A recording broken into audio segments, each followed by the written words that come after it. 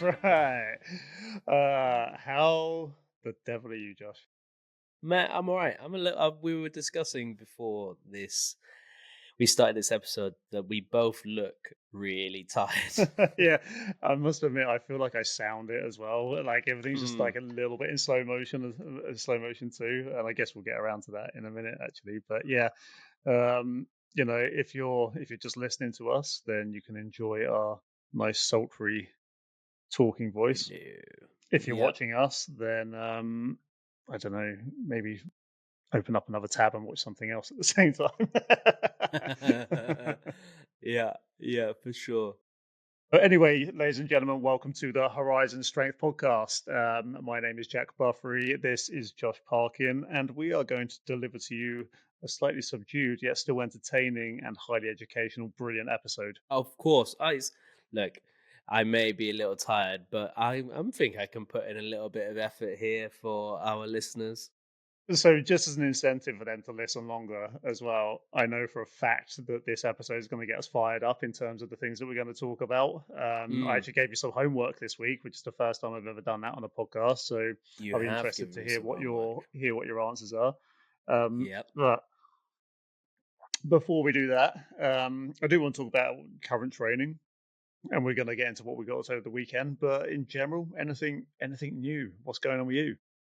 No, as we've spoke about over the last couple of episodes, my knees have been a bit on and off because I've been rehabbing them, but they're on the up, which is great. So I can do more, which is good. Um, After the adventure we did on the weekend, which could have quite easily put me out, it didn't, which is great. Mhm. Um, so other than that, just working on I recently tested my grip strength. I'm doing a longer like grip focus program at the moment where I train grip with every session and sort of forearms in some capacity with every session. And I thought I'd do a little benchmark test about a month in, which was just a heavy hang for 10 seconds. And um, as you can see behind me, if you're watching on YouTube, I'm currently in our little gym and we've got only got bumper plates. Now, if you ever try and do heavy hangs with only bumper plates, you realize it gets quite awkward. And I started off at 10 kilos and I went up in 10 kilos every set. And I did 10-second hangs, 10 kilos, just to see is it was solely grip. So it was just like, how heavy can I go? Um, and I got to the point where I needed another chain to add to the weightlifting, to add to the belt because it wasn't enough. And I got to the point where I had 100 kilos of plates on, on Nice. this That is chain. damn good. But the problem is if you go to my Instagram or something, I've got a video of it a couple of days ago, and essentially I had to setting up. I'm like sat on basically a bench of plates, and then had to somehow get up. And because I'm not very tall, and you have to stand in like sumo position to to have all these plates in between your legs, I had to also get onto a step to reach the bar. Oh my god. So. So it was so awkward, but managed 100 kilos with 10 for 10 seconds. Main problem now is if I want to progress that, I either need thinner plates or need to figure something out. I don't know. So for people who don't know what the difference is, so bumper plates are like the big fat ones that you see like on social media all the time because they look Mhm. cool. It's if you're gonna do a heavy deadlift, you kind of want bumper plates on because it makes it look cooler. But Josh might be making an argument here for us to get calibrated plates, which basically a 25 kilo plate is like 2 centimeters thick, it's like an inch thick. Mm. So you could essentially whack, well, for if it was to have the same like volume of materials on the bar, like on a barbell, as it would a bumper plates, it would be like probably about 4 or 5 times the weight Yeah. on the bar if you've done that in calibrated plates, if not more than that. Actually, thinking about it, for the size of the 25s we've got, actually, you could probably get 5 25 kilo plates, couldn't you? So Yeah. yeah, Yeah, so that's like exactly. probably 5 times the amount of weight just there. The difference between bumper plates and calibrated plates as well is that you're allowed you can drop bumper plates. That's the whole Mm. point. And they kind of with CrossFit, there's a big rise of bumper plates. Um I mean, they were used obviously for Olympic weightlifting, stuff like that, but CrossFit really started to send them into the stratosphere. So a lot of Mm, people buy bumper plates now, and a lot of PTs buy them as well, just because it's safer for the plates, looking after them. But calibrated plates are nice to have. They just take a little bit more care. mm. Yeah, some people might be a little bit surprised to discover as well, like that if you the more money you spend on plates, so calibrated plates are more expensive, and but they are calibrated to like the microgram. Hmm. Whereas I bought some cheap like 2.5 kilo. Was it my 5 kilo plates? Yeah. So I remember I bought Body Max tri grip metal 5 kilo plates once, and one of them was 500 grams out. It was 450 grams. 4.5 kilos. 4.5. Sorry. Yeah. Yeah, which is 10%. Like that's Hmm. ridiculous. If you're doing a deadlift and you were off by 10%, that is a big Hmm. amount of weight as well. So yeah, it's a bit of pain. So yeah, maybe you're making a good argument for calibrated plates, and Yep. always open to new year. S- Okay, So that's good. how's your training going, Jack? You've been Um, I just to preface this, mm, you've been training quite hard to the point where the other day I had a client here and you were training in our top. We've got a little field at the top. You were training in the top field, and I on a client had gone. I was sat on the laptop or doing something, and then I went to go to the toilet, and I just heard you in the top field just like screaming pretty much whilst doing your training, mhm, and it sounded like you were fighting a bear. So you're obviously training pretty hard at the moment. So mm. why don't you enlighten us on what's going on? Well, I'm still not ready to reveal the exact nature of the training yet. Although on social Hmm. media, I have kind of revealed that it's part of a challenge that I am personally doing. So Horizon, like as a brand, is something we're really keen on, but something that I wanted to get across in I think what I needed right now is just blocking everything else and focusing on putting myself through difficult stuff. So Hmm. I decided to come up with the Horizon Eclipse challenge, which essentially like Eclipse, you're blocking it out. So that's what I'm doing. I'm blocking everything else out, focusing on the training, and I'm pushing myself really hard. And it's kind of like it's kind of ego driven in a way, but it's also just to prove to myself that I still can do it. It's not ego like showing off. It's like, yeah, I can. I and I'm not talking about from necessarily like a physical, yeah, I can do this, you can't kind of thing. I'm talking from a, can I put myself through that hard shit? Have I still got the resilience to be able to push it through, Mm. even if no one's looking over my shoulder? And I'm I what's really interesting, and I mentioned this to you. I can't remember if I said it on the last podcast. I think I did actually, but I'm um I'm looking to see what gives. I'm looking to see whether it's my body that gives, or whether my body gives first, or whether I adapt to the amount of volume that I'm doing. So far, Mhm. I've been adapting. However, I've been really tired this week, but I've still beaten all last week's numbers this week, which is good. But we've had a full-on few days. We'll get to the mini adventure in a bit, but today is my first day off since last Thursday. We're recording this on a Thursday. Um, Mhm. since then, I done another workout, a 10K run. On the Sunday, we done a basically a 20K hike. Then Monday, I done a disgusting workout. Tuesday, I done a 5K run. Yesterday, I done another disgusting workout, which is the one you heard me grunting at. Mm, And yeah, I'm like, okay, my body's feeling it. I'm tired, but you know what? I'm looking forward to my next 10K run on Saturday, Mm. which is interesting. I'm just looking forward to pushing myself again, and that's the real desired effect that I really want out of this challenge. It's to have myself at a point where I want to get out and do stuff, because I'm inherently lazy. I think we've talked about this before.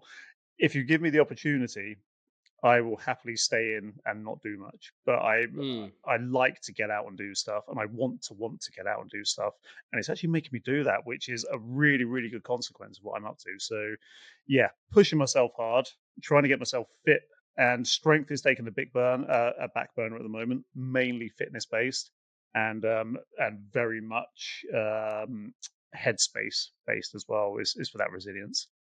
Yeah, mate, it sounds like you're kicking ass, and it. Mm. As I said, I could hear you giving it some. So you're obviously working hard right now.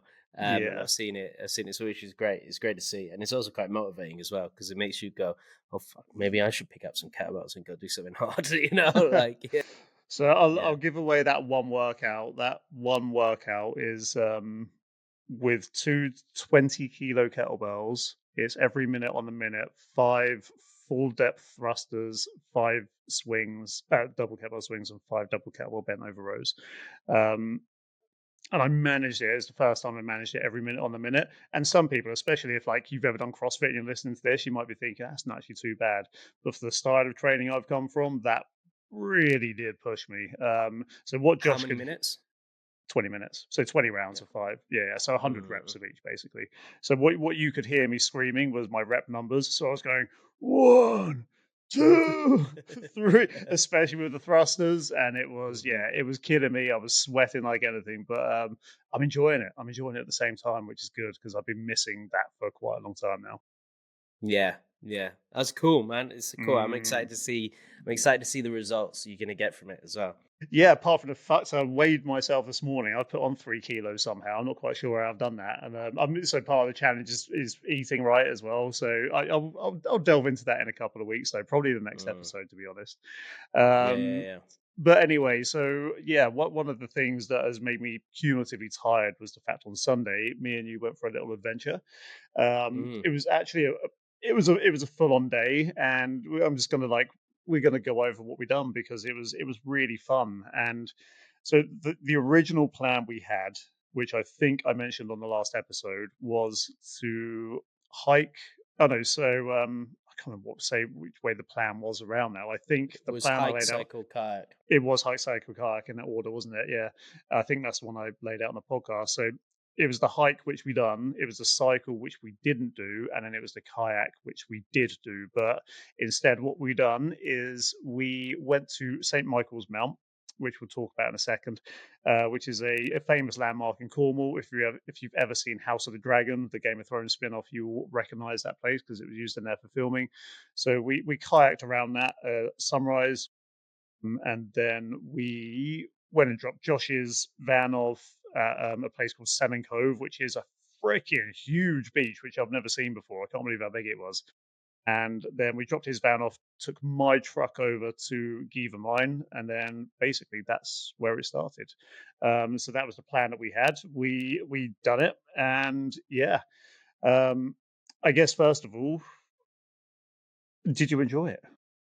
Yeah, I it was really nice actually. So I think what I'd like to say to people with this to start with is the the the plan changing um is if you're going out on adventures in nature, there's a lot of things that you've got to factor in Hmm. that, especially if you're doing something sea based as well as land based, that you don't really think about. And the reason we had to change our plan around is obviously the tide times with St. Michael's Mount, you can only kayak around the mount when it's high tide. Because when the tide's out, you can actually walk to the mount, which is mental. So the time we had to get up and go there was like 6 a.m. Right, but actually that worked in our favor. So we got to St. Michael's Mount at 6 a.m. to go and kayak around a mount. And I tell you what, I think that was the perfect time to go because this time of year in Cornwall, if you don't know Cornwall, it is rammed with tourists. So it's very, very busy. But that time in the morning, there was nobody there pretty much. And it was flat. And what was lush about it is as we were going round, the sun started to come up and shine over the mount as we're in the water, which is absolutely phenomenal. And obviously, since like St. Michael's Mount, I've lived here for most of my life, but I've never. There's parts of it you don't see because you get to take your time. There's these. It was awesome. I really really enjoyed it. I thought like kayak around St. Michael's Mount was brilliant, and actually once we did it, you realize actually how accessible it is if you can kayak. It's not that hard. I mean, it didn't take us that long, right? It took us a half hour to get round. Yeah, I mean, so just to backtrack a bit, basically, we got up at 4:30. Hmm. We both made our own way over. I think you got there like 10, 15 minutes before me. Uh, Yeah, yeah. so yeah, we woke up 4:30, and then we were basically driving. We started driving in the dark. the Mhm. way there was really cool because there was like ground lying mist everywhere as well, which is really cool. I was like, yeah, Mm. that just looks cool. You could just see like a little bit of red forming in the sky, like in the east when it was coming through Mhm. the mist, which is great. We got there; it was pretty much light. I think I got there for about 6 actually, and yeah, when we got there, it was light, but the sun hadn't come up above the hill yet. And Mhm. then I think high tide was supposed to be at like 27 minutes past. We were in the water at 13 minutes past. So we'd been out for like 5, 10 minutes. And then the sun just peaked above that hill. And it was just like, it was amazing. And it was one Mm. mile an hour winds. The least I've ever done before was like 5 mile an hour winds. And that's flat calm. But it was 1 mile an hour. And it was just insane. It was just like gliding over like glass at that Mhm. point. And then it's like you said, you just see St. Michael's Mount.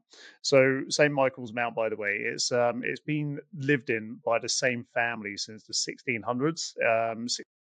The around 1650, the same family has lived there. They still live there now, but now the Oh, National so they Trust live have some. Yeah, they still live there. Yeah, now, which is in the freaking castle? insane. Apparently so. Yeah, yeah, they're in the castle, which is why it's only open some of the time, and they don't open it all the time because people are in the houses. There's people in the castle, but it's like a proper, especially from behind, the view you don't usually see. It looks like something from a fantasy film. It's insane that we went past a point and looked up, and you could see this like balcony that just looked like you'd imagine the Game of Thrones characters there, like playing whatever their version of chess is and talking about war or something like that. But yeah, it's a really really impressive thing to see, and just kayaking around it. It's so like you said, Josh, it's so accessible. Like if you've got a kayak and you've got arms, I'd say you could do it quite easily. So yeah, it's just getting in there and getting it done. But it's an amazing place to look at, and I highly recommend. Even if you're not kayaking around it, then doing it. Um, but again, like you said, there's at low tide you can walk to it through the causeway. I got some cool footage with a GoPro by putting underwater, and you could see the causeway. Like we kayaked above it and stuff like that. But yeah, it was phenomenal. And what I love about that sort of thing is that that's something that's so old, right? Mm, There's the mountain itself and the causeway is so old, but it's just lasted all these years. And we were talking as we were kayaking around, like the amount the castle's been must have been blasted by the weather, and it's yeah. still withheld that over all those years is pretty mental. And what was cool as well is so between St. Michael's Mount and the shore, there's another like just random outcropping of rock. There's a random bit of rock in the middle, and we decided, oh bugger it, let's just pull the kayaks up and climb onto this rock. And I love little stuff like that because may not have even we could have easily just kayak past, but we decided to pull up and get on. And then we realized that actually this is a good place to jump off of. So we Hmm. got a few jumps in as well, which is nice off the top of this rock. Because we had time, because it only took half an hour to get round and we had loads of time. For oh bugger it, let's explore and let's just see and do some bits. And I love those parts of adventures, you know? I think that's one of the best parts. Like, because the same thing Hmm. kind of happened on what the little thing we talked about in the last episode. We kind of planned that walk completely like not even thinking about the shipwreck, and then we saw the shipwreck. And on this one, we were like we were doing that, and we completely didn't even think about the rock, and then we jumped off it. Hmm. And that was really fun. Like we were both saying, it's hot, it's warmed up now. I do remember when we got there though. Jesus Christ, it was like because the day before had been in the 20s, and then when we got there at 6 o'clock in the morning, it was like 12 degrees, and we both looked at each other like it's a bit fucking colder than what I thought it was gonna Yeah. be. But Yeah. literally after like 15 minutes, it had warmed up quite a bit, so it wasn't too Mm, bad. Um, yeah. but yeah, jumping off those rocks is really cool. And so for anyone who like has no interest in the ocean or doesn't understand tides or anything like that, when it's low tide, that rock that we were jumping off, and we jumped off from quite a high bit and then had body straight pretty much, we were like several feet off our feet hitting the bottom. When that's at low tide, that outcropping of rock is just on the beach. It's just you're standing there on the beach looking at it, and it's actually got steps that you can walk up Mhm. to it on. So that's how much the tide changes in that area is a good few meters, and it's yeah, it's mad. So that's why, like Josh said, it's important to plan out what time you're going to go to these things to make the most of Mm. it. So yeah, that was really good. So if you had to give a So if someone's listening to this right now and they've got no idea, never been there, and they're thinking, "Oh yeah, but that's fine, but could I do it?" What kind of difficulty rating would you give what we done?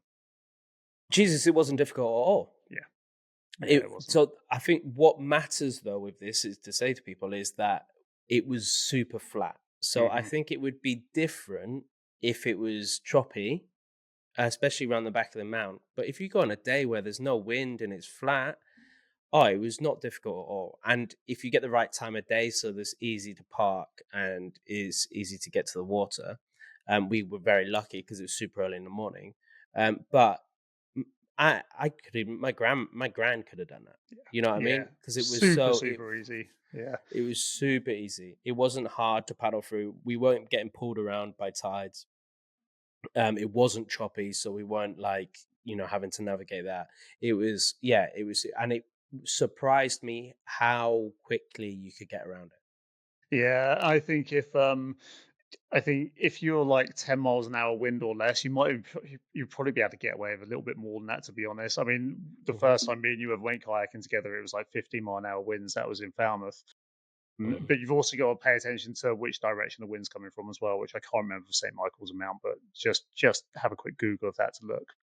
Anyway, that was just the beginning of our journey, and just for reference, we got in the water about quarter past 6, and that's going to be a reference point we come back to, because after that we done the little setup I spoke about. We dropped Josh's van off, then took mine over to Giva Mine, had a lush breakfast at the cafe there, Oh, which I highly recommend to anyone. By the way, it's got a lovely view of the Atlantic while you're there. We've done a little bit of footage with the drone while we were there as well. And then we set off on the coast path, the Southwest Coast Path, the famous Southwest Coast Path, I should say. yeah, no, it was great as well because we had this massive breakfast, and I also had a bit of your breakfast as well. Yeah. So I was fueled up, ready to go. I didn't need to eat anything else for the rest of that journey because that breakfast was huge. And it was really nice. And also, It was while we were tasty. there, it's a shame we didn't do it, but there was a guy just randomly setting up at Give It in Mine who's doing like Cornish wrestling. So we could have ended up doing that. But yeah, we set off from Give It in Mine. I've never been to Give It Mine before, Mm, even though I'm local. And I didn't realize how gorgeous it was. The scenery around there is really nice, but it's like you get Cornwall in kind of two halves where one side of the coast is really pretty and sweet and delicate and like lots of different plants and it's lovely. That's like kind of where we live in the Falmouth area. And the Helford River is all like really pretty. And then you go to like this not like the pretty much north coast and it's just epic, like huge cliffs, big rocks. So, and it's like that at Given Mine, which it was you got an epic shot. Um mm. yeah, it's really cool. It is, yeah. So North Coast, and don't get me wrong, North Coast has some freaking phenomenal beaches, but it's more like surfy type beaches where the waves are coming in a bit harder, and that's where all the surfers go because it's just a nice place for doing that.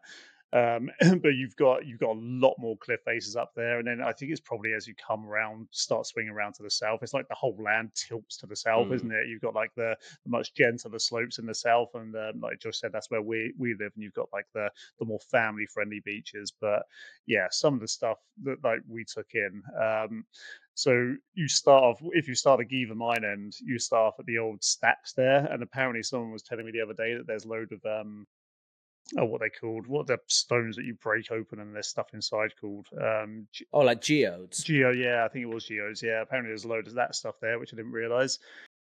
So it could be interesting to look at next time. So all the I'll see if I can overlay some of the footage on this if you're watching it, but some of the the brick like rectangles there, they've got geodes in them. And I was like, oh, Oh okay, shit. Jesus Christ. So that's good. But that looks epic for a start. We were saying it looks like something from like Dune or Yeah, some yeah. film. It looks so good. And then yeah, you're looking at the Atlantic over these epic cliff faces. And then yeah, we basically started our walk. We walked well, the whole walk took I think before we got to the beach, I want to say it took about 4 hours, maybe three and a quarter hours to get to the beach. But along the way, we saw just so much epic scenery. I think why one of the reasons it took us so long, apart from walking on a different path a couple of times, we stuck as close to the edge as possible, so as close to the coast as possible, and you just saw all this amazing stuff. We saw this arch with I waited there for ages to see if I get this wave crashing up against it, but everything was like photo worthy. So we were like, oh shit, let's get some footage of this. Let's get some footage of this. And we were like, we'd done that for like an hour and a half, 2 hours. I'm like, yeah, maybe we should actually just start walking Yeah. properly. We came across a mine shaft, which is amazing, and it was like really deep. I don't know how deep, but I dropped a little pebble down it. It took like was it 5 or 6 seconds or something like to hit the bottom. I Yeah, can't remember. it's like 5 seconds, I think, yeah. Yeah, which was cool. But yeah, it was just an epic, just the scenery. We came across some secret beaches for some reason. I turned my GoPro on when I was going for a wee at one point as well, which led to hilarity and laughing. So I was wearing my GoPro as a chest-mounted rig, so you can imagine. Yeah. But yeah, it was quite funny.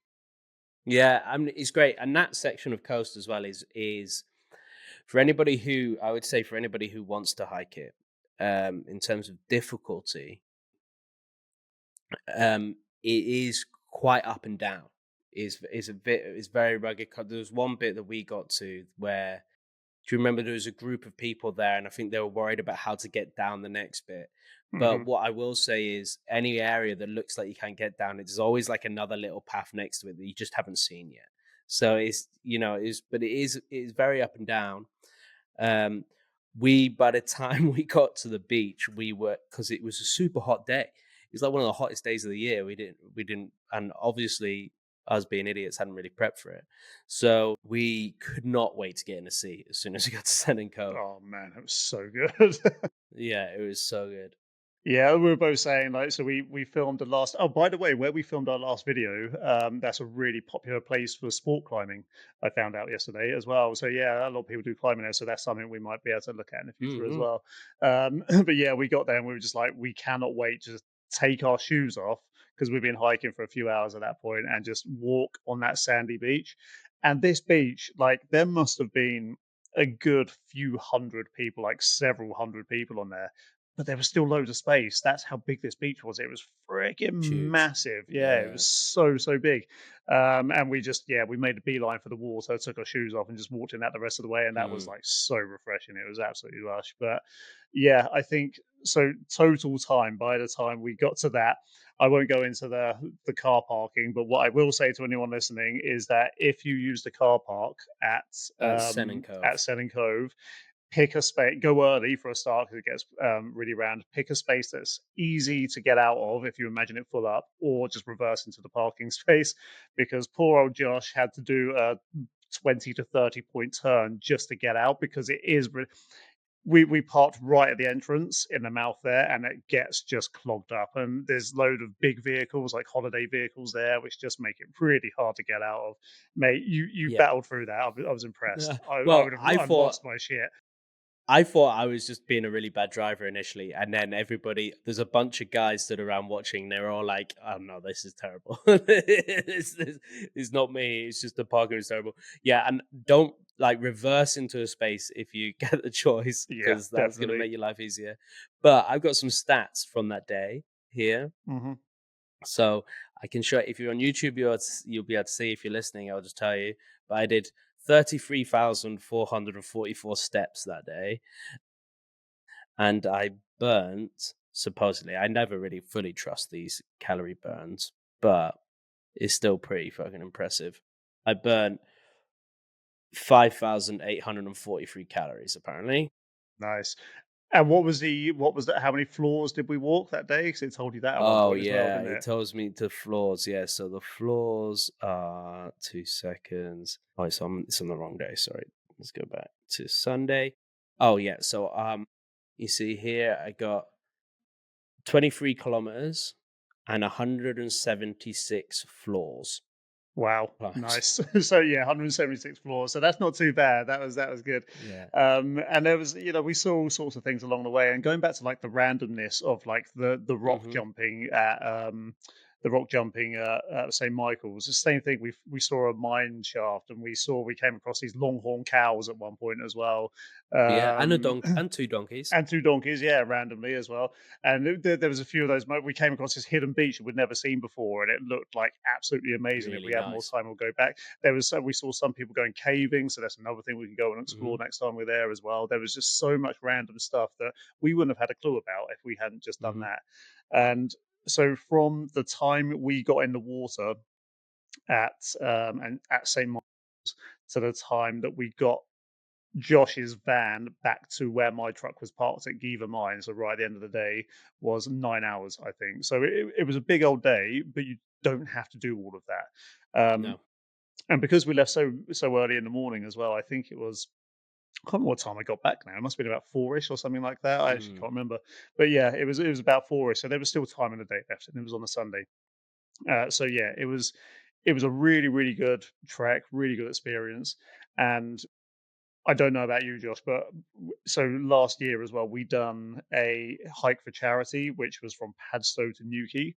And mhm. now I kind of want to fill in the gap between Newquay and Giva. Oh, cool, And yeah, then, yeah, yeah. yeah, and then just do as much of that as possible, basically. So Mhm, I'm going to start looking at ways to do that. But yeah, in terms of difficulty rating of the hike, I would say you can break it up into any constituent parts you want, and it can be as difficult as you want it to be because you can scramble up things, you can climb things, you can really take your time. I would say there is an element of difficulty to it just because some of it is like scrambling, but it's still relatively easy. Like if mhm. you if you can walk properly and you've got no problems, issues like with your knees or your hips, then you're pretty much going to be fine. I would say, especially if you stick to like the bigger coast path as well. Yeah, we made it harder for ourselves because we stuck to the edge as much as possible. Hmm. And also, I would say if you're only gonna do one or the other, if you're not gonna do the kayak and the thing, because you don't have to do the kayak in one day as well as the Hmm. hike, I would then we started the hike quite late in the morning, so Hmm. we were doing it through the hottest part of the day. But if you started the hike early, then you're not gonna get too hot, and it's gonna be a lot better. Yeah. Yeah, no, that's very true. Our initial plan was we thought we were going to start walking by like 9:30, but to be honest, we didn't even sit down for breakfast until 9:30. So I don't think we started the trek until gone 10:30. Yeah, And it's then because we were yeah, getting too many drone shots. yeah, yeah, we were, but they're epic. So I'll put some of those out as well. But yeah, difficulty rating, like pick your part, and if you want to do the whole lot, then I'd say give it like 4 hours or so. But if Mhm. you're just doing it, if you're of the mindset, oh, I just want to march it to get it marched, then you could probably do it in a lot less time than that. Especially if you Yeah. stick to the path and don't get lost a couple of times like we did as well. Yeah, I would say it's moderate. Yeah, It's not super super hard, but it's yeah, definitely moderate. yeah, definitely. That's a good word. Okay, so the whole day overview. What was your standout moment? Would you say? I think I liked all of it, but the mount was awesome. Um, so kayaking around the mount was really cool.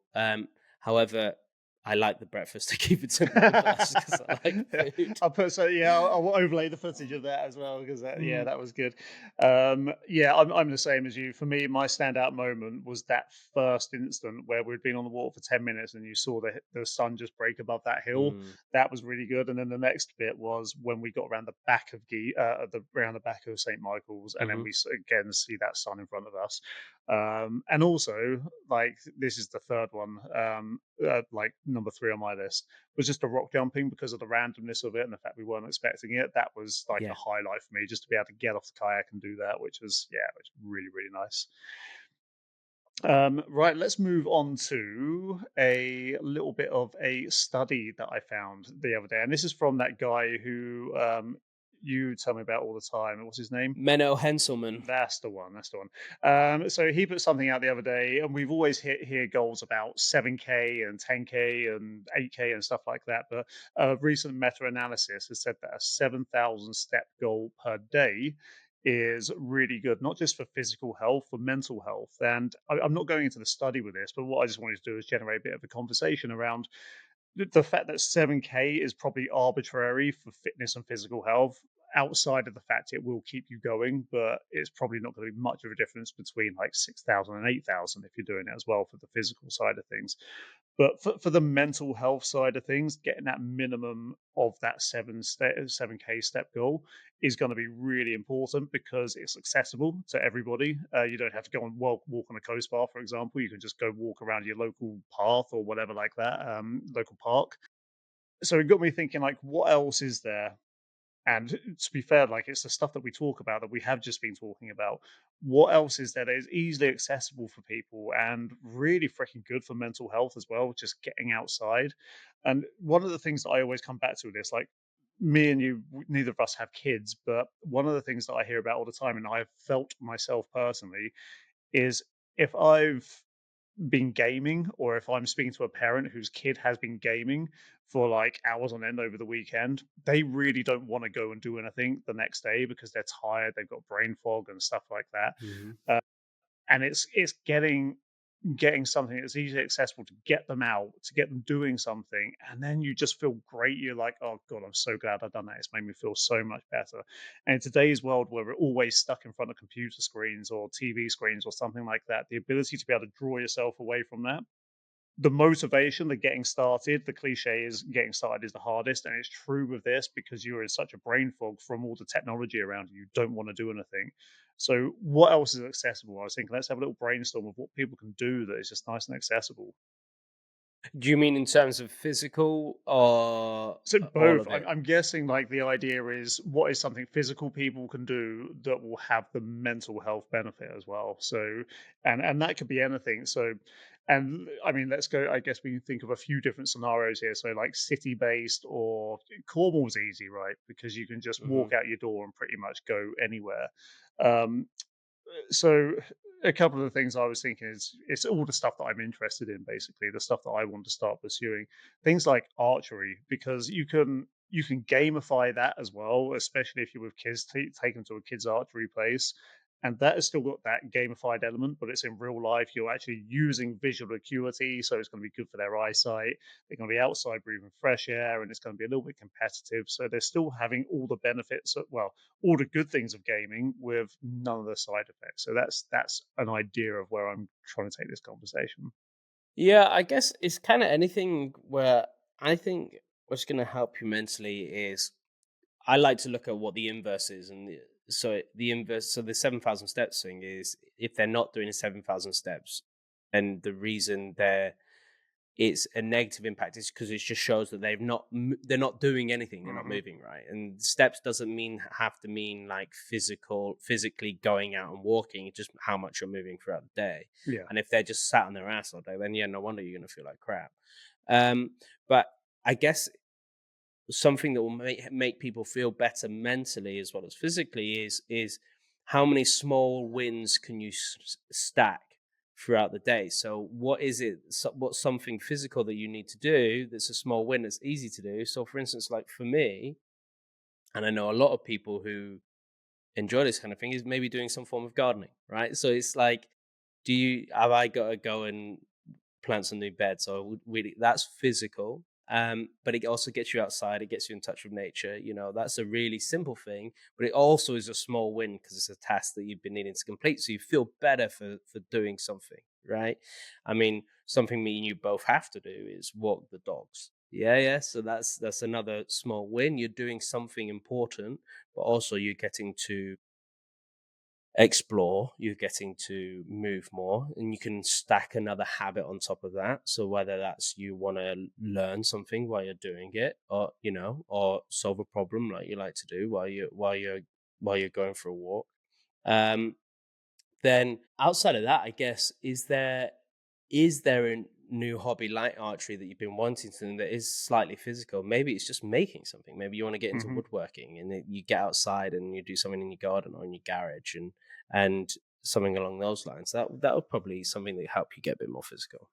I tell you what, you just inspired me for as well is that, and I'll put my hands up. This isn't something I'll do because I know that it's not something I'll stick with. But for those who would stick with it, in terms of gardening, grow some veggies because what's going Mhm. to be not only are you going to get the benefit of being outside doing something physical and doing that, but then you get to literally literally reap your rewards at the end of it as well. You get to eat like something you produced, and that's just the whole cycle. And I think that's especially important if you have got kids, to be able to show them that, look, if you put in a bit of hard work, you get. I know it's vegetables, and they might not want to eat them, but it's that though, isn't it? It's that reward for Yeah. putting something into it. Not only that though, so I had a veg patch. I had two veg patches in my garden. I've got rid of them now because I am going to put some more back in. But when I was growing veg, it's very easy to grow too much because Mm, you don't need that much space. So I grew loads of veg. One, it is very true. The veg you grow yourself tastes better. It is 100%. Like I never tasted broccoli like that before, and normally broccoli tastes like ass, and it was really nice. Like peas fresh off the plant are phenomenal. They're mm. really good. But not only do you grow enough veg for yourself, but then you also get to gift it, right? So you get to gift it to someone else. So not only are you doing something outside connected with nature and you're creating something nice, you're getting to consume it, but also you get to give it to other people, which also is just a nice thing to do. My my mum creates, well, she grows so much veg that she makes passata, she makes like different jams and all this sort of stuff. She's got so much. She's ridiculous. And she loves it. And it keeps her active, and then she gets to give people stuff and she gets to eat it herself. Like it's great. It's it's- without offending anyone, like the hippies have it right in some areas. Like people who have these self-sustainable communities, they're happier most of the time. I'm not saying you have to go do that, but it's definitely not something I would do. But it's just the idea of what they're doing and why are they happier. I think that's definitely something worthwhile looking into. Yeah, for sure. Okay, cool. So let's go on to the next segment now, and this is like what I like to do with this segment is try to cover subjects that people don't usually talk about, and in our space, this is probably something. And Josh, hopefully, you're not going to hate me for what I'm about to say, because it could be shooting business plans in the foot. But this is something a trainer will not tell you. Mm. What I want to say is, once you have developed your baseline of health and fitness, you do not have to have you don't have to have structure in your plan, at least not the kind of structure where it's do this many sets and this many reps of this exercise for 4 weeks and then slightly change it for the next 4 weeks. Especially if you're doing the other sort of things that we're talking about, where you're like going on these mini days out, or whether it's kayaking or hiking or stuff like that. When you have built that solid base of health and fitness, you are going to be able to have way more freedom with the way you maintain that. And yeah, sure, your strength may drop in one area, but maybe it'll come up in the other, or your mobility may improve in an area, but that may affect something else down the line. You're not going to have the same measurable results all the way through if you're not tracking it, if it's not planned. But you're still going to be able to relatively simply maintain a body that you know what it can do stuff, and it just feels good, strong, flexible, and healthy all the time. I'm interested to hear your thoughts on this, Josh. Um, as my thoughts are, it is all dependent on your what it is you want, right? Hmm. It's all dependent on Yeah. what you want. If your ultimate goal is to just have a healthy body that moves and does well, then that's it, right? You don't once you build up a baseline of strength, a good foundation of strength and fitness, then you can get away with um, kind of playing around and enjoying things, and you not being too strict, as long as that you're constantly um, making sure the intensity is there. So you're not just going in and just kind of going through the motions or willy nilly, and then like, oh yeah, I got a session. And if you're going in and actually training and it being having intent, I think that's good. Um, where I would disagree is if you then have a specific goal, right? So if your specific goal is actually, I want to be able to deadlift 300 kilos, well, you're probably going to need a structured plan for that, right? Hmm. Or if your goal is, I need to run a marathon, well, you're probably going to need a structured plan for that. There is, however, some people out there who have trained for decades, yeah, or even 5 or so years, where actually they can kind of do what they want, train what they want, and then maybe one day they go, "Oh, I'm going to do a marathon in like a month's time," and then they do a little bit more focused running, and then they go Hmm. and do it. I mean, we've trained people that at our so at our old place where we used to work, the group classes we ran, there was no periodized program. It was just get them in, train them, send them on their way, and it was a different session every time with different trainers. Um, and some of those people were exceptionally fit Hmm. and strong. You know, they got better over time, but what they did, the intensity was still there, and there was still progression in a sense that they just eventually they moved from one like a 12 kilo kettlebell to a 16 Yeah. kilo kettlebell. You know, or they can then do full push-ups, whatever it was. And so it is still possible to improve. I would just say that if you're looking for a really specific, if you have a really specific fitness goal, then you're probably going to want a periodized plan. But if you're just looking for general strength, general fitness, yeah, fucking just do what you enjoy. And I think for let's say you like your primary passion is something that is activity based but not gym based. Once you've built the baseline for that skill, then doing the activity is more important than the plan in the gym. Unless you are looking, if you do it recreationally for fun, then you can do anything you want as long as you're keeping up the base. So let's take rowing, like gig rowing for example. Train what you need to get better and good at that. Then make sure you train the muscles that aren't going to get trained, like the opposing muscles, to sort out posture and stuff. But then after that, have fun. So one of the ideas that sparked this in the first place was playtime. And what I've noticed is from all the different classes and groups and stuff that I instruct, even when I'm being a bit slack on my own training, I've managed to keep up a really good level of movement, strength, Hmm. and flexibility in things that I don't usually train. And that just made me think, oh, if you just played every day, played with intent, I think is a good way. Hmm. Grabbed a couple of kettlebells and think, I wonder what I can do with these. If you know, like this is where I'm going to put the biggest caveat. Okay, you have to earn the right to be able to get to this place. You have to have been through the work. You have to understand what your body needs to operate properly. Um, you have to understand, if I'm working this muscle group, then that muscle group needs working as well. But you could easily once you know all of that stuff, you can easily throw together a fun little plan where you hit all the different muscle groups, but you don't need to be structurally progressing it each time unless, like you said, you were after a specific goal. Because your playtime will get you there. And the main thing is that you're not going to hurt yourself. Okay, the main thing is that you know what you're doing, you know what your body is capable of. You're not going to hurt yourself, but you can still have a massively varied plan. Um, is it something I would do at the moment? Probably not. But what I have seen it, I've seen the way it affects me outside of my regular training. So, for instance, Hmm. like the things that I play and practice with has just shown up in other areas, and I'm like, oh wow, I'm surprised I can do that. I don't train it and what have you. So that playtime has actually had an effect on me. But yeah, you have to earn the right to be there first.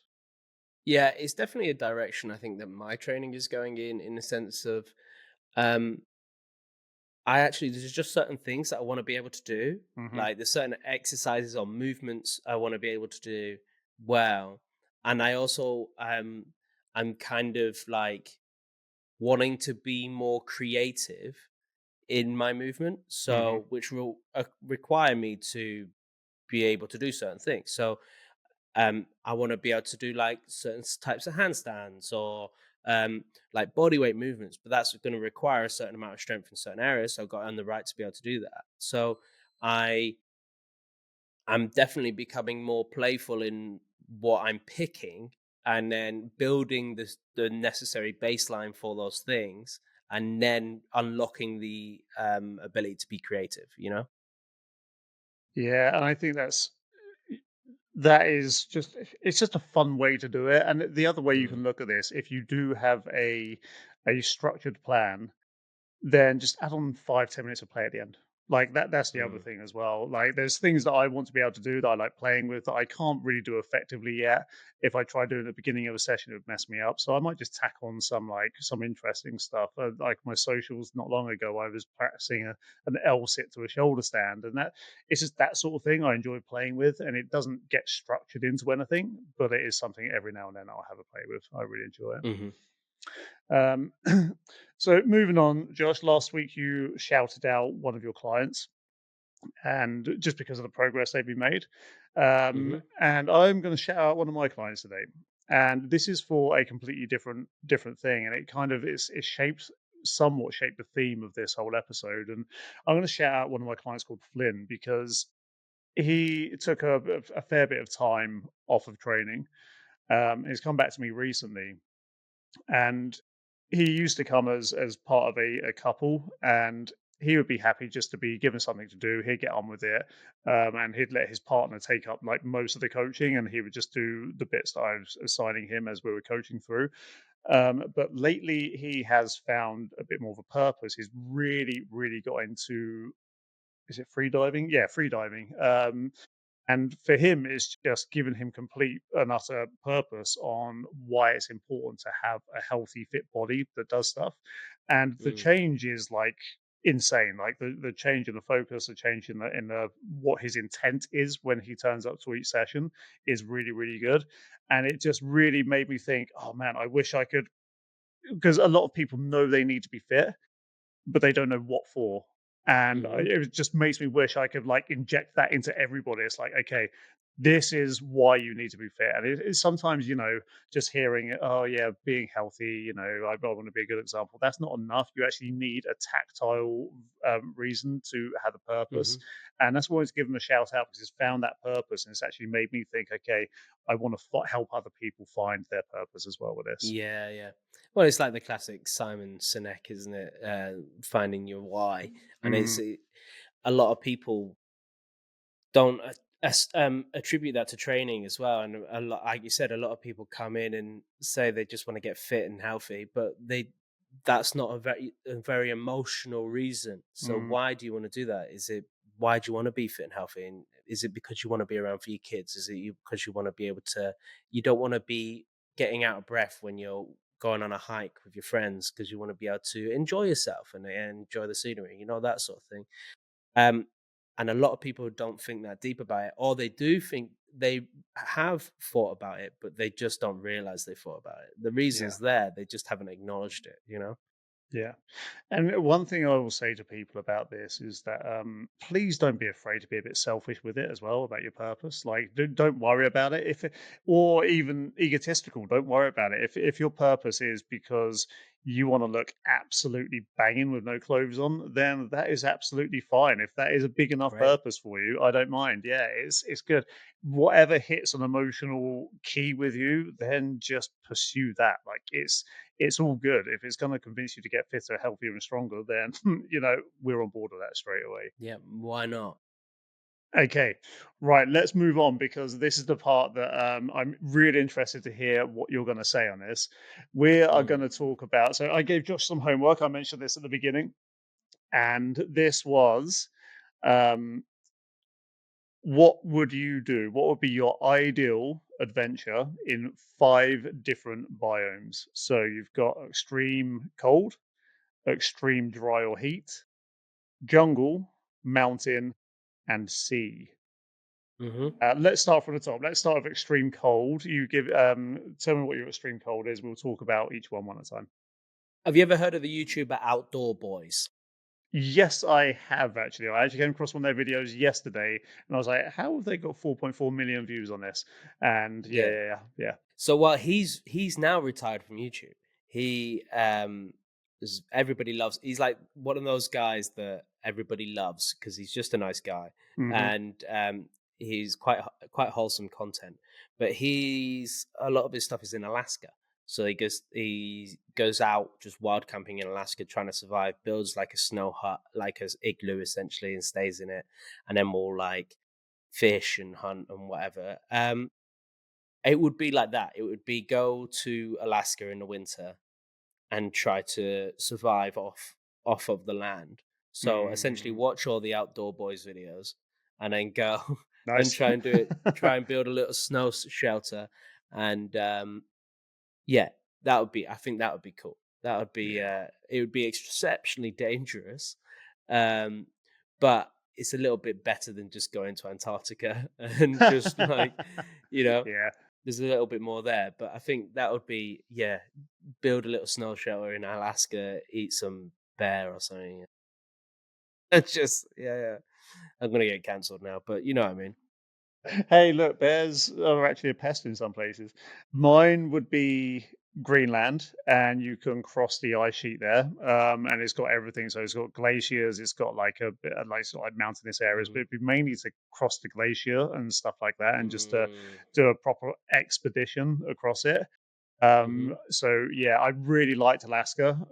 But one of the rules I set myself on this was, and I didn't set this one for you, but I set myself, I want to have a different adventure on each continent.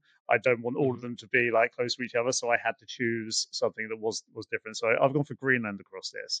And that is Hmm. basically going across the ice sheets because it's just like that whole there's ice climbing, there's like obviously you've got all the other standard stuff with snowy places, and it just looks absolutely insane. Like apparently one of the coasts of it is just like one of the most epic looking places in the world. It's just really dramatic, Hmm. it's really insane, and if you can do that, I think it's coast to coast, the thing I was looking at, and it was like, well, okay, yeah, this is cool. I think it's like 7 days or something like that.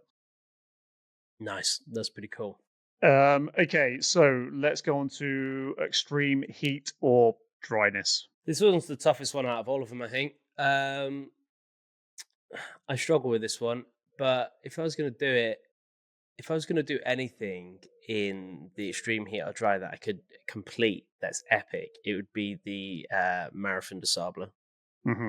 It's exactly the same as me as well. Yeah, Yeah.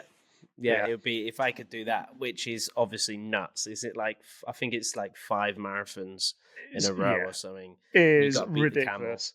And we actually know people who have attempted. You know someone who's completed, don't you? I think. Well, no, I met a bloke. I went to a networking event, and I ended up talking to a bloke there who just come back from it, talking about, and he was a bit mental anyway, and he was talking about how he was hallucinating, but then he was saying he could feel bad energy coming up to him. And some people he knew he could have a good chat with and run with, and it would be good. But he would feel when there was bad energy coming behind him and stop and let them run past. Yeah, So it is a 257-kilometer ultra marathon across the Sahara Desert. So to be fair, it's you've nuts. got to be a little bit batshit crazy to do that in the first Yeah, place. So I'm not surprised he was feeling that, but it is yeah. mad. As a close second to doing that as well, probably actually a closer second. In which case, I'd get 5 hours into doing the marathon, decide actually no, I should have done this instead. Would be an overland ATV across the entire of the Sahara Desert, which I think would be amazing with like all the tents and stuff that you need, and Hmm. just yeah, that would Hmm. be fucking absolutely amazing.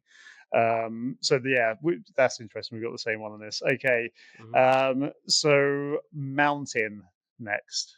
What would you do for that? Mountain next. Mm, I would so in I think it's Austria.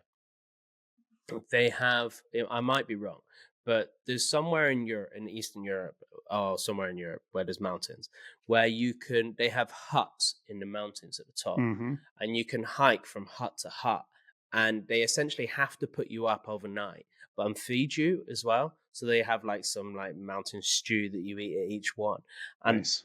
of course it's food oriented. But hike from hut to hut over a certain amount of days, and you get epic views, but then fed this like local cuisine, some stew from some old lady in a hut or something. I just think that sounds really cool. So that's what I would do. I I mean, I love that sort of thing, especially again because it is food oriented. And also, what I really like about that is the throwing yourself into the local like culture of it by having to Hmm. like stay Hmm. with people as well. I'm just googling something about my choice on this because But it is in Austria. I've just looked. Hut to hut hiking in Austria is a real thing.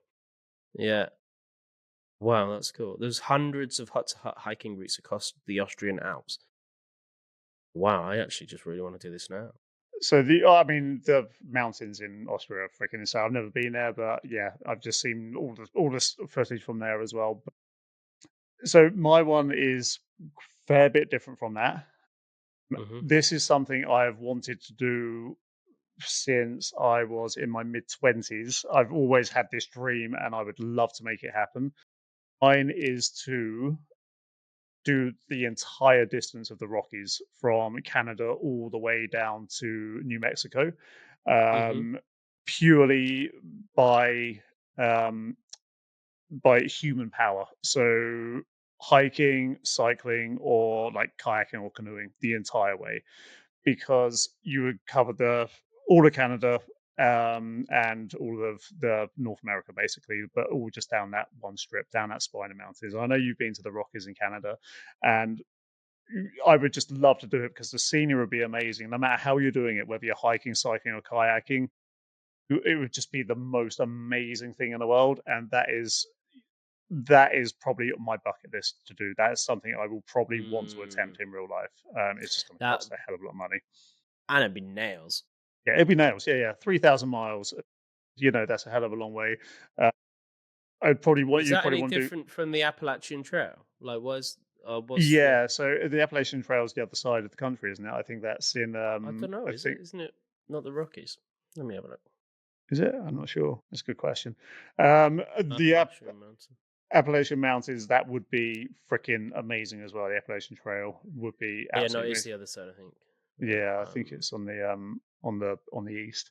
Um, because I'm pretty sure it goes into like New England and like New Hampshire and stuff like that. For the Appalachian.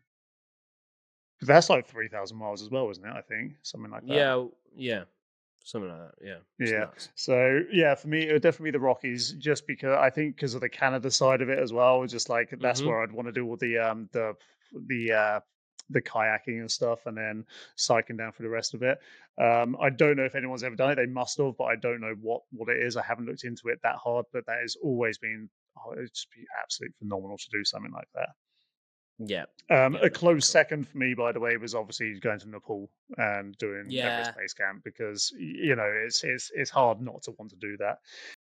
Okay, so last one, C. Oh, is this You last missed one? Have one. I missed out? Jungle. Sorry, yeah, jungle. So jungle, I would go and meet that guy called Paul Rosalie in the Amazon rainforest and do some Hmm. like conservation stuff.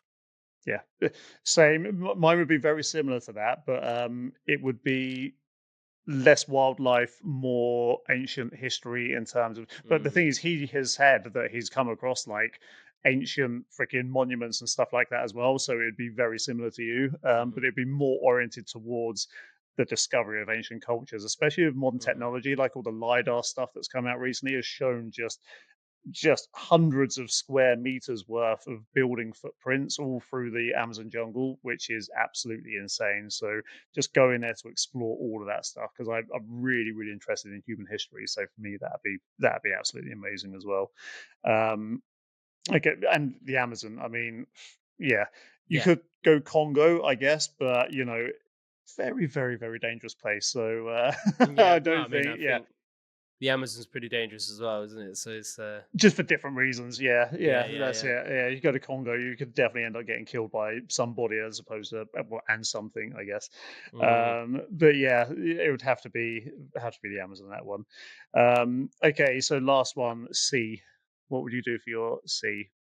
So I got to Go on. either row the Atlantic Mhm. or go on a sailing trip around the world. What have you put there? Around the world? Yeah, yeah, Yeah, I just of held my course. notebook up, but it would be a sailing. Yeah, definitely be sailing around the world for me. Hmm. Because there is a route that you can do is from the UK and it goes all the way down underneath Africa, underneath India, underneath Hmm. Asia, and you come back up past Japan, end up going to America through the what's the canal, the Panama Canal, and then out the other Hmm. side of America, and then back across to the UK. That would be just again, that'd be absolutely phenomenal. I have got a massive caveat to that though, is the fact that I don't know what my sea legs are like. I could very well end up being sick the absolute entire journey, but it Yeah, would be yeah. that. It is funny though because I was thinking row the Atlantic as well, and I was like, actually, no, no, I don't want to do that. So yeah, it would definitely be It'd be around the world. grim. Mm, yeah, The it other would. one I wouldn't mind doing is like either swimming in the Arctic Circle Mm, or trying to do a swim like across the channel. yeah, 26 miles. That's Hmm. quite a few people have done that now. So that is, yeah, that's definitely doable. I used to live literally like I used to live very close to where people start to swim from. Hmm. Just knowing what the beaches and the water's like there, that doesn't appeal to me at all. Like Mm. the channel's shit. I also I've always wanted to swim with whale sharks in the Philippines, so that's another one. Nice. That'd be a good one. That would be a good one. Mm. Okay, cool. So we are going to wrap this episode up now. And as usual, what we like to do is give you a little challenge to do within the 24 hours. Josh, what was your last challenge that you gave them? You just get outside, wasn't it? Like, yeah, I Yeah, think it so. was. It was just Yeah, get yeah. outside. Yeah, yeah. So the challenge that I'm going to give you this week is just define your purpose for being physically capable, and that can be anything. It can be. It's what we were speaking about earlier on. Find an emotional reason for why you want to get fit, and Mm, or just like or something that resonates with you. Oh, I want to get fit because I want to prove to myself that I'm capable of doing this, or you want to have a body ready for adventure, or you want to be the inspiration for your kids, or you want to go do stuff with your kids to experience more of life with them. But basically, when you've got purpose for training, it adds a whole other dimension for what you do, why you do it, and how much effort you're willing to put into it. So really trying to find your purpose. One of the things I always makes me think of is Muhammad Ali because he famously said he hated every single second of training. But I don't know the exact quote, but he used to do it because he wanted to be the best at what he'd done, which was boxing. mm, So he loved the boxing, hated the training. Training was 90% of what he done. The boxing was like one night only. And then, mm. that's you do 90% for that 10%, probably even more. There's probably like 95 to 5%. But, if you can find your purpose, you're willing to put in that work the 95% of the time to do the thing that you're doing for 5% of the time. So my 24-hour challenge for you is just have a deep think and see if you can define your own purpose for why you train. That sounds great. If you do Mm, that, it's really going to make a difference to the effort you put in as well. mm, It's going to make a massive difference when you're feeling low and you're feeling like you can't get on it and you're just tired. Then remembering your why and why you're doing it, it makes a massive difference. And if you have already got your purpose and you know why you're doing it, well, then remind yourself. Maybe have some physical reminders out. Maybe put something on a whiteboard or on a poster and stick it in your bedroom. Whatever it is, if you've already got a purpose, remind yourself of it. mm. I think a good question to ask yourself as well is the amount of times I've heard people put themselves down in a way that is, oh, I don't. I would never be able to do that. So why would I try to do it? You'd be surprised at what you can do. So maybe have a think about the ridiculous dreams that you have of stuff that you want to do, and think, well, why can't I do that? And then that's that. That could lead to some interesting self talk as well. So, yeah, have those fun and interesting conversations with your health and with yourself, and see what you come up with. Happy days. Very nice. So, guys, we're going to wrap that up for episode 3. And make sure you like, follow, subscribe, and all of it. We are everywhere. Even if you only use Spotify, I want you to sign up for an Apple Music account and like us and comment on us there because it's going to help us with everything. And also subscribe on YouTube, all of that jazz. Like it. Make sure you're spreading the word because we just want to make good stuff happen for everybody. Happy days. Bye. Bye. Find us on social media as well. See you later. Oh, yeah. Bye. Bye.